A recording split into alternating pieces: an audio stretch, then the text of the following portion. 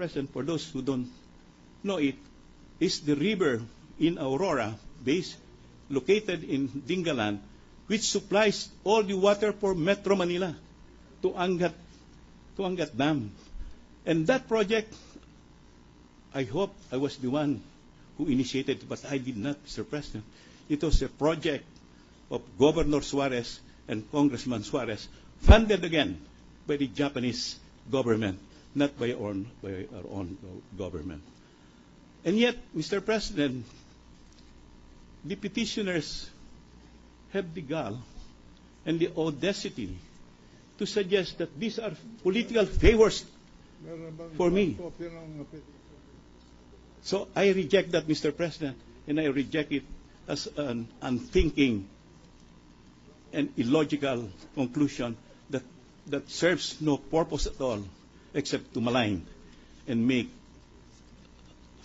I don't want to say it, it may be a diversionary tactic on their part, because you just scolded them, Mr. President, yesterday for their unpreparedness. But I won't say that. Mr. President, they also cited the application of the judicial the judicial rule, the Code of Judicial Conduct. Mr. President, even a first-year law student who knows how to read will immediately conclude that the Code of Judicial Conduct is not applicable to the Senate, much less to the impeachment court. We have our own set of rules, and the only code or rules we adopted as suppletory are the rules of court, Mr. President. So that is completely irrelevant and immaterial, Mr. President.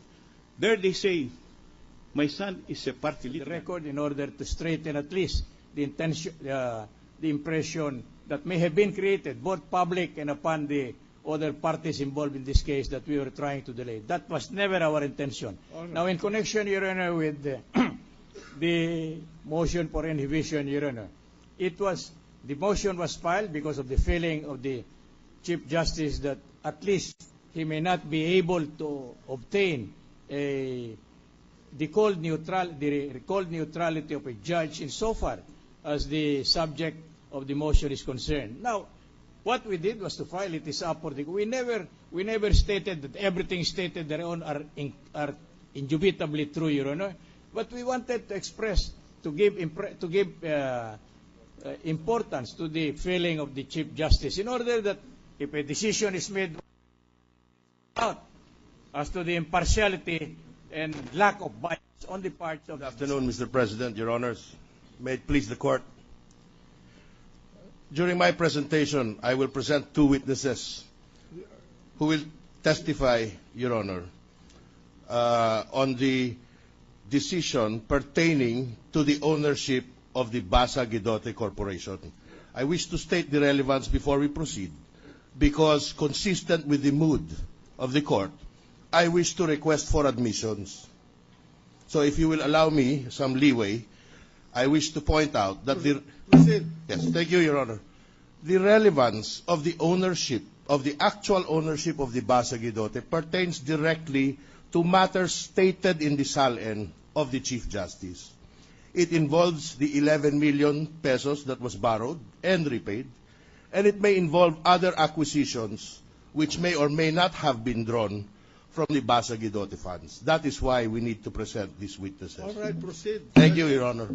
May we call to the stand the Clerk of Court of Branch 216 of the RTC of Quezon City, Lusita Cristi, Your Honor.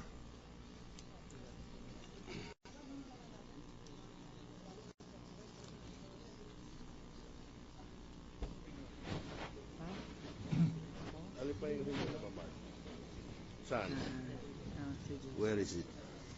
Please, Madam Witness, raise your right hand. Do you swear to tell the truth, the whole truth, and nothing but the truth in this impeachment proceeding? So help you God.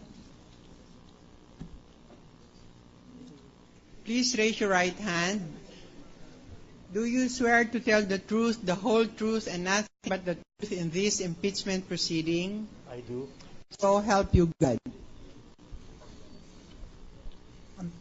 Your Honor, on the part of the prosecution, may we be allowed to call on Attorney Ginez to receive the testimony. Granted. Thank you, Your Honor.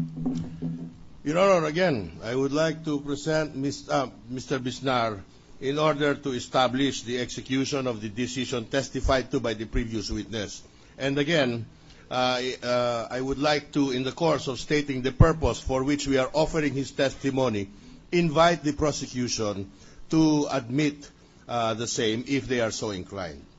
The testimony of this witness is being offered for the purpose of establishing that a writ of execution was issued in criminal cases Q96-68147 and Q96-68148 by the Regional Trial Court of Quezon City Branch 216. So, Mr. Witness, sabi niyo po na nagbid nga po ng 28,000 pesos. Ano pong ginawa niyo? Nung nagbid po ng 28,000 pesos, tula naman po ibang bidders na, in-award na sa kanya yung shares of stocks na ano. Kanino po? Sino po siya? Carla Castillo po. In-award niyo po yung shares of stock na in-auction. Opo, baliw siya ang nanalo. Si Mrs. Corona ba hindi nagbid? Hindi po. Pero siya ang inatasan na magbenta ng lupa, hindi ba? He would not know, Mr. No, President. I'm asking kung alam niya. Hindi ko po alam, Your Honor. Hindi mo alam. Hindi ko po alam ho. No, so I also premise my vote on that ground that it's a temporary vote to, as far as I'm concerned, no, to respect the TRO issued by Supreme Court.